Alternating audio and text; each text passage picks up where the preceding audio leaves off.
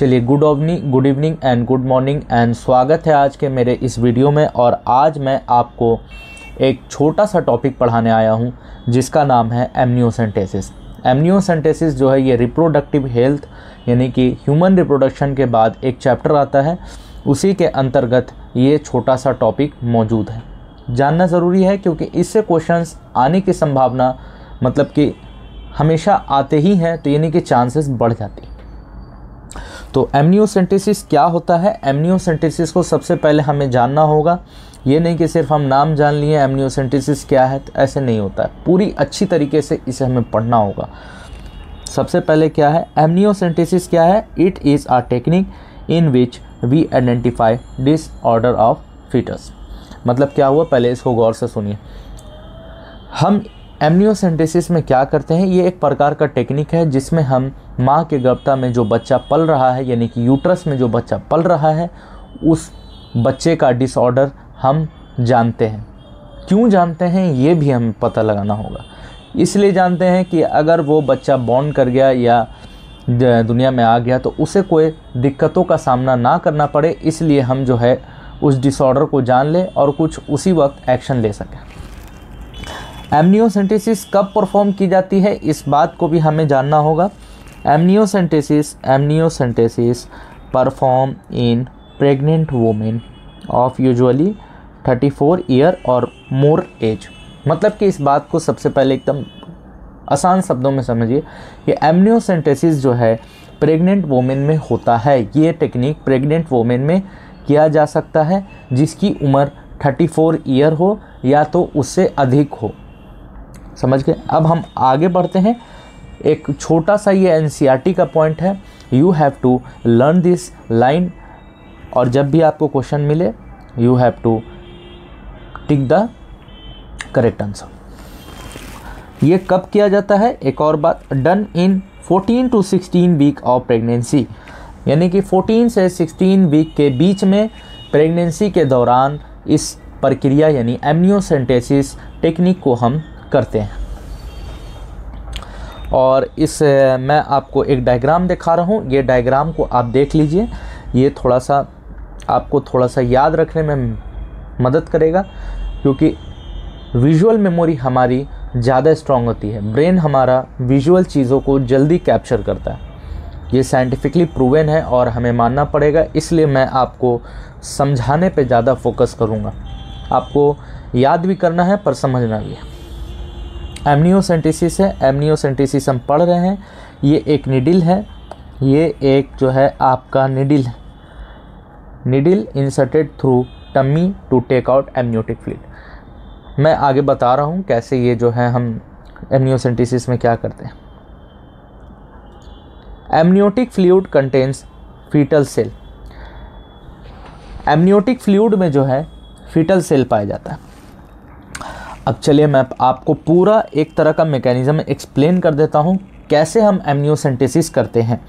सबसे पहले माँ के यूट्रस में जो बच्चा पल रहा है वहाँ पर हम जो है एमनियन फ्लूइड को पहले एक्सट्रैक्ट करते हैं। किस चीज़ से? निडल से। एमनियोटिक फ्लूइड को हम लोग जो है एमनियोटिक फ्लूइड को हम टेकन आउट थ्रू निडल।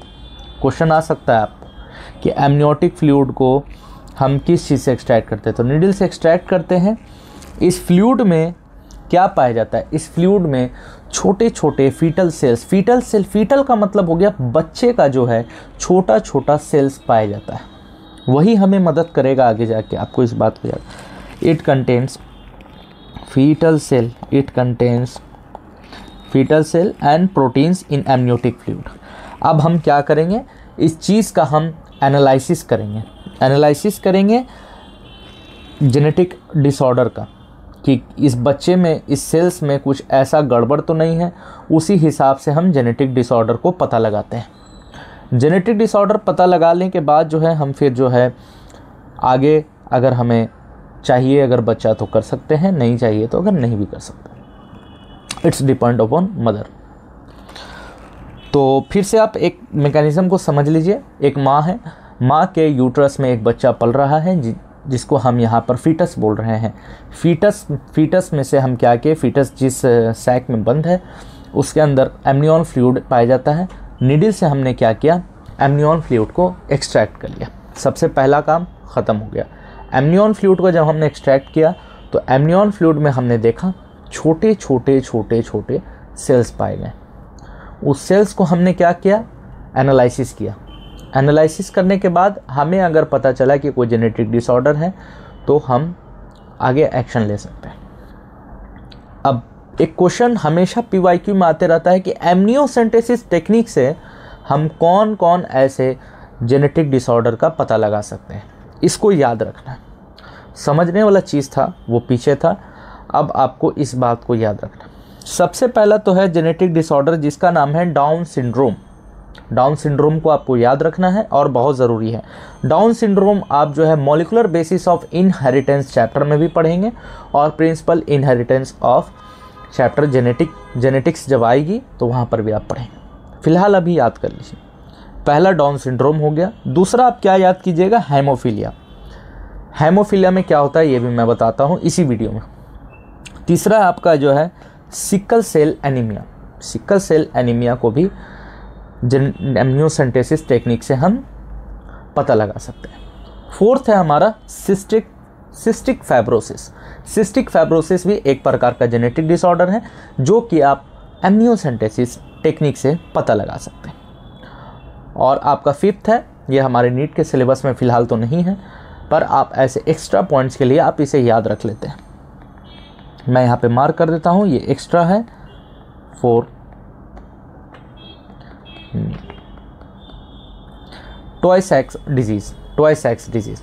तो क्या क्या हो गया, आप एमनियोसेंटेसिस से 5 बीमारी को आप जान सकते हैं। पहला डाउन सिंड्रोम, दूसरा हेमोफीलिया, तीसरा सिकल सेल एनीमिया, चौथा सिस्टिक फाइब्रोसिस, पांचवा आपका टॉय-सैक्स डिजीज़। अब एक और बात, एमनियोसेंटेसिस से हम क्या क्या जेनेटिक डिसऑर्डर पता लगा सकते हैं वो तो हमें पता रहना ही चाहिए, पर कौन कौन ऐसी बीमारियां हैं जिसे हम एमनियोसेंटेसिस प्रक्रिया यानी इस टेक्निक से हम पता नहीं लगा सकते। सबसे पहला है हमारा क्लेफ्ट पैलेट। यहाँ पे बच्चा बना हुआ है, आप इसे याद रख सकते हैं। क्लेफ्ट पैलेट में क्या हो रहा है कि यहाँ पर का जो है थोड़ा सा मांस लिप वहाँ पर से गायब हो गया, तो एमनियोसेंटेसिस से हम ये नहीं पता लगा सकते हैं। और एक और है आपका, ये बच्चा का देख सकते हैं क्लेफ्ट लिप है। ये लिप और नोज़ के बीच में ही पूरा वो जो लिप का स्किन है और वहाँ पर के जो स्किन्स है वो ही गायब हो गई हैं। ये क्लेफ्ट पैलेट में ये चीज़ होती है, क्लेफ्ट पैलेट में ये चीज़ हो रही है। और तीसरा है जो कि एमनियोसेंटेसिस से हम पता नहीं लगा सकते हैं, वो है कॉन्जेनाइटल हार्ट डिजीज़। क्या है कॉन्जेनाइटल हार्ट डिजीज़?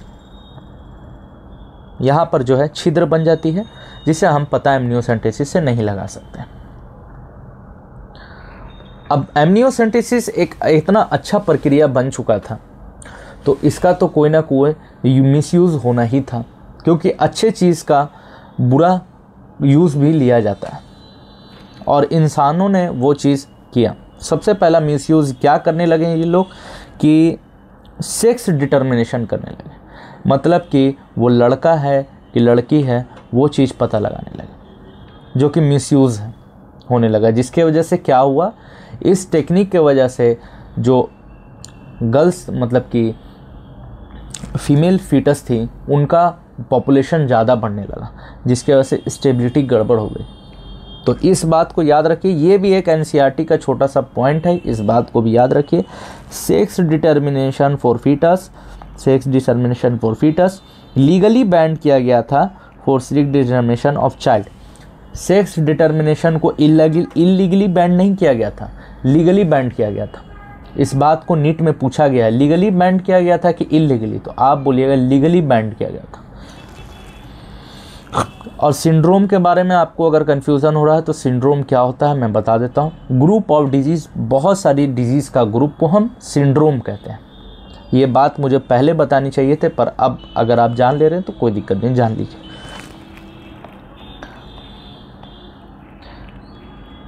कौन कौन से डिसऑर्डर थे जो कि आप आइडेंटिफाई कर सकते हैं एमनियोसेंटेसिस के द्वारा, उनका मैं थोड़ा सा आपको डिटेल बता देता हूँ। डाउन सिंड्रोम में क्या होता है, डाउन सिंड्रोम में ऐसे बच्चे होते हैं, ऐसे बच्चे आते हैं, इनका फॉरो ये जो है ये दिखता है ना, ये फॉरो हो जाता है और लिप जो होती है ये भी फॉरो हो जाती है। और दूसरा हेमोफीलिया है। एमनियोसेंटेसिस के द्वारा हम हेमोफीलिया का भी पता लगाते हैं।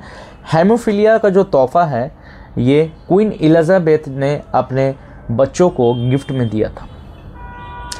मजाक से हट के पर सही बात यही है। हेमोफीलिया में क्या होता है, हेमोफीलिया में एक नॉर्मल केस हम लेते हैं। फर्स्ट केस नॉर्मल है, इस बात को याद रखिएगा। नॉर्मल ब्लड वेसल है। नॉर्मल ब्लड वेसल में क्या हुआ, किसी प्रकार से इंजरी हो गई तो यहाँ पे क्लॉट बन जाता है। क्लॉटिंग कैसे होता है वो मैकेनिज्म मैं आपको एक छोटे से टॉपिक में पढ़ाऊँगा, बस जान लीजिए क्लॉटिंग हो जाता है।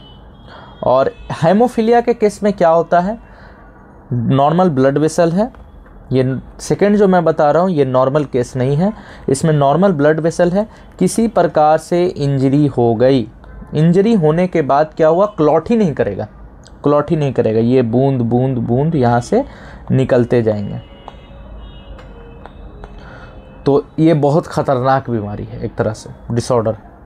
सिकल सेल एनीमिया में क्या होते हैं, सिकल सेल एनीमिया नाम में जानिए, sickle cell anaemia, sickle shape के हो जाएंगे। सिकल मतलब कि ऐसे टेढ़े मून शेप के आपके जो आरबीसी हैं, आरबीसी को हम बोलते हैं रेड ब्लड सेल, इसी को हम एरिथ्रोसाइट भी कहते हैं। यहाँ पर जो है सिकल सेल एनीमिया में नॉर्मल आरबीसी जो है जो शेप का होता है वैसा नहीं होगा, ये सिकल शेप के हो जाएंगे, ये यानी कि मून शेप के हो जाएंगे। जैसे मैं दिखा रहा हूँ, एबनॉर्मल हेमोग्लोबिन हो जाएगा। और नॉर्मल जो रेड ब्लड सेल होता है, ये आरबीसी अभी इसको हम बोलते हैं, ये बाइकॉनकेव शेप का होता है, बाइकॉनकेव शेप का होता है। ये इससे प्रॉब्लम ये है कि आपके जो ब्लड वेसल्स में ब्लड फ्लो करेंगी सिकल शेप की या मून शेप की, वो ब्लॉकेज क्रिएट करेंगे। अब ब्लॉकेज क्रिएट करेंगे तो फिर दिक्कत हो सकती है। Thanks for watching. अगर आपको वीडियो पसंद आया होगा तो आप इसको सब्सक्राइब कर लीजिएगा और अच्छे अच्छे वीडियोस आपको मिलते रहेंगे।